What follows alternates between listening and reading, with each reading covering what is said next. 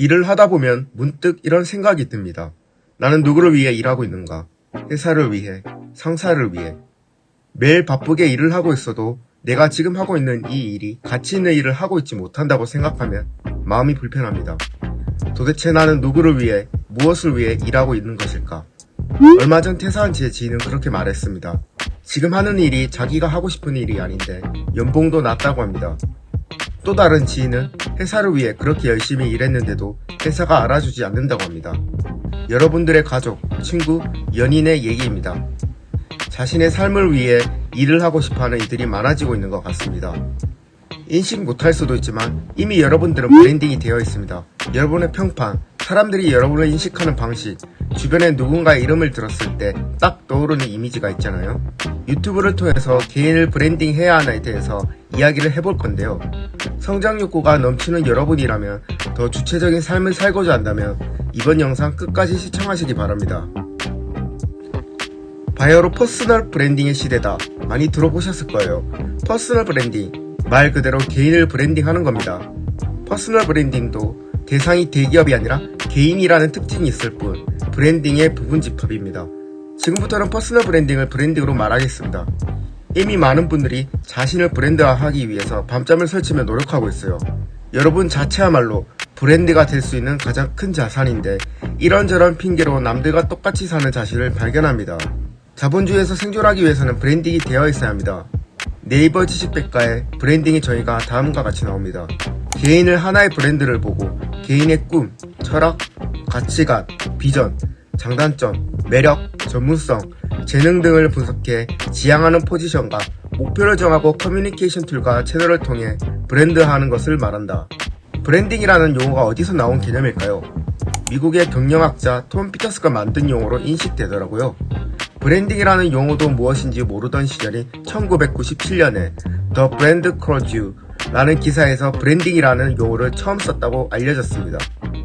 브랜딩, 왜 해야 할까요?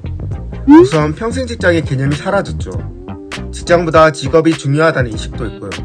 평생 직장이라는 개념이 사라지면서 직업적으로 나의 가치를 유지하기 위해서 나라는 사람에 대한 어필이 자연스럽게 증가했어요. 내 스스로에게서 얼마나 사람들에게 효과적으로 어필하느냐가 관건이지만 말이죠. 브랜딩이라는 방법을 이용해서 타인과 차별화를 주고 끊임없이 관리해야 할 경쟁이 되어버린 것이죠. 또한 고용 불안이 심해지고 퇴직 시점이 앞당겨지면서 그 이후의 삶에 대해서도 관심이 증가한 요인도 있죠.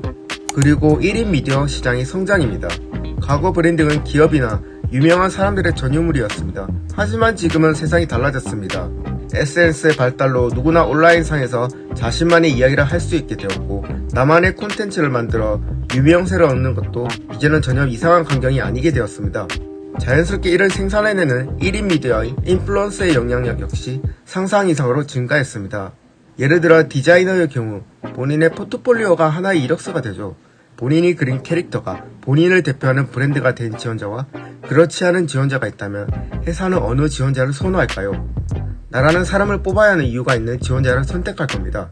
혹은 필라테스 강사가 SNS 인플루언서가 된다면 자신의 경험을 담은 도서를 출간하거나 운동 영상 콘텐츠를 제작할 수도 있고 관련 물품을 판매할 수도 있고 온라인 강의를 할 수도 있습니다. 브랜딩은 직장인이든 프리랜서든 엔잡러든 홀로 속을 싶은 분이든 모두에게 필요하다는 것을 알 수 있죠. SNS가 브랜딩의 기본, 그 중에서도 유튜브라는 플랫폼을 이용해야 합니다. 인스타, 틱톡 같은 다른 플랫폼이 많다. 유튜브는 이제 레드오션이다. 말도 들리고 유튜브가 어렵고 시간이 많이 걸린다고 하더라도요. 유튜브는 개인을 브랜딩하는데 유리합니다. 얼굴과 목소리가 나오고 다른 플랫폼과 달리 대화한다는 느낌이 강하기 때문에 사람들이 신뢰할 수 있죠. 여러분만의 개성, 매력, 스토리를 영상에 담고 그걸 보는 시청자와 관계를 유지시키는 거죠. 또한 막 시작한 분들에게도 공평한 기회를 줍니다. 유튜브 알고리즘은 작은 채널도 추천해줍니다. 작은 규모의 채널이라도 여러분이 영상을 잘 제작한다면 기회가 있습니다. 유튜브 입장에서도 새로운 양질의 콘텐츠가 있어야 사람들이 더 오래 유튜브에 머물기 때문이죠. 이 외에도 수익화 모델이 다양하고 높은 트래픽, 판매 시스템이 잘 되어 있고 생각지도 못한 기회들이 있습니다. 요즘 쇼츠같이 짧은 영상이 대세라고 하는데요. 틱톡, 인스타 릴스, 쇼츠 등 짧은 콘텐츠를 만들 수는 있습니다. 노력 대비 성과도 잘 나오기도 하더라고요. 하지만 짧은 콘텐츠는 긴 콘텐츠만큼 신뢰성을 갖기 어렵습니다. 그리고 한번 제작한 유튜브 영상을 잘라서 다른 플랫폼에 활용할 수도 있어요. 재활용이 가능하다는 점에서 한번 만든 유튜브 영상은 그 이후 적은 노력으로 활용하기 수월합니다. 유튜브 보면 유명하고 큰 채널의 영상들만 추천하던데요. 유튜브 알고리즘이 대형 채널 위주로 밀어주는 게 사실이기도 합니다. 네이버 블로그를 보면 상위 노출이 중요하다고 하잖아요. 검색량 많은 키워드는 현실적으로 자본을 많이 투자한 업체들이 유리한 입장입니다. 네이버 카페도 활성화된 곳에서 글이 활발하게 올라오고요. 그렇다고 작은 채널이 기회가 없는 것은 아닙니다. 게다가 유튜브 스튜디오에는 클릭률, 시청 지속 시간, 유입 경로 등 여러 분석 기능이 있죠. 이런 지표를 개선한다는 건 작은 채널 성장에도 유의미한 점입니다.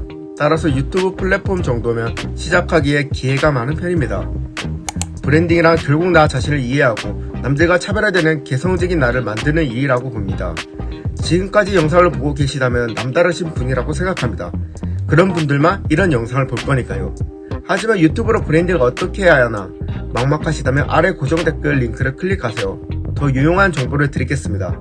그리고 유튜브를 시작하고 가장 힘든 시기는 구독자 0명에서 100명 구간입니다. 영상 몇 개 올리고 많은 분들이 좌절하는 구간입니다. 이때 멘탈을 잡지 않으면 남들처럼 포기하게 되는데요. 유튜브 하는데 멘탈 잡기 어려운 분들 지금 보이는 영상을 터치해보세요. 본인만이 겪는 문제가 아니라는 점을 이어서 설명드리겠습니다.